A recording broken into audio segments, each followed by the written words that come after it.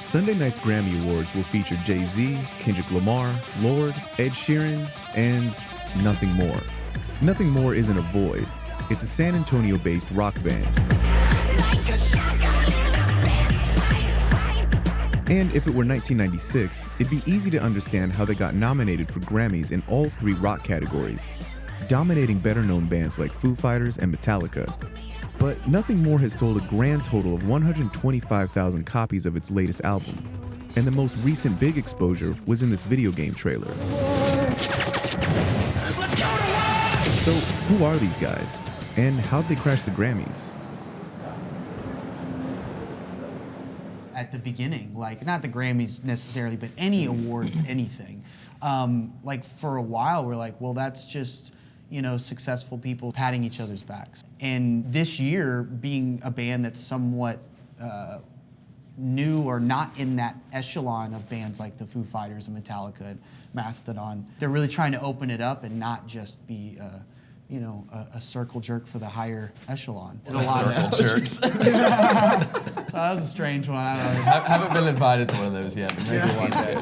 How did the campaign for the Grammys work from your end? And how does your label send your music to be nominated? I don't know. I know that they do tell us that they're working on campaigns and, you know, things like you're talking about, but we don't really get into the nitty-gritty too much about that. The guy who does get into the nitty-gritty is Alan Kovac. He's in charge of Nothing More's label, Better Noise Records, and he's been managing bands for over 30 years. What we have done with Nothing More from the beginning is we just sent the whole album around the world and got quotes. And then we took those quotes from around the world and said the whole world's talking about Nothing More. Your campaign isn't necessarily trying to get a pull quote from Rolling Stone or something like that. You're sending something to professionals, music professionals, who the Grammy people are going, oh, I know that guy. If he likes this band, maybe I should give this an extra listen. What I believe happens is, you know, I have a credit card. I earned that credit card since I was 19 years old. I'm 62 now. I've had some of the biggest acts in the world as a manager. So over the years, if I don't cry wolf on every artist I have, but when I've got one, I say this is one of them.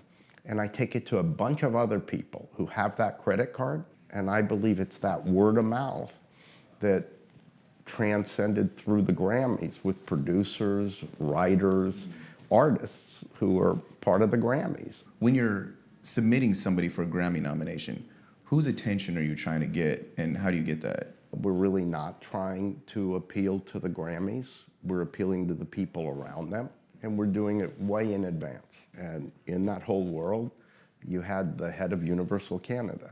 You had the head of Live Nation. You know, those are the things that make people pay attention. And that's the key to the music business. So a lot of this is your street cred. Is it my street cred, or is it the head of Live Nation Concerts street cred? Or was it the head of content at Spotify?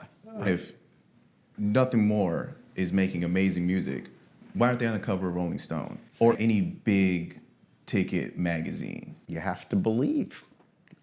Grammys believe, but the gatekeepers at Music media. Yeah, would rather cover the sure bets. Today, there's 3 major record companies, they're conglomerates, and they're doing a circle jerk of hitting quarters, and they're not developing the real artists. Nothing More's Spotify plays have gone up over 20% since their nomination, and they're hoping they can keep riding that wave after the Grammys are over. Woo for the Grammys. 1, 2, 3, Bill Brasky! But not everybody agrees that Nothing More should even be in the Grammy conversation. It's like the first Google search once we got internet. You know, Nothing More Grammy nomination. And actually the first thing I read was really negative about it. So what did you think about this? I take criticism a little hard. Like at first it kind of stings. You know, I'm like, man, maybe I am chicken shit or something. There are some people who are like, who is this band? And they don't deserve to be in the ranks along with Metallica, Leonard Cohen, Foo Fighters. What do you think when you hear that? obviously I disagree because I view us as fitting right in. When it comes to the music, you know, I think people mistake brand and music. Many bands who've been around for a long time, they've built a huge brand. And many times I think people mistake that for, you know, great music. And sometimes they go hand in hand, sometimes they don't. A lot of people would say rock music is dead. I think it's irrelevant more than it's dead. Yeah, what rock was is dead. I think there's something that we're in some way a part of or leading the way that it's gonna reopen up in some way. It only makes me excited because that's, okay, we're down here, that means we have to go up here. Yeah, it's kind of funny. We're not even played on the rock radio station in San Antonio, our hometown. Wow. Have Yeah. they changed that yet? No. I wanted to put them in the thank you speech. Yeah. Something about suck my Grammy or I don't know.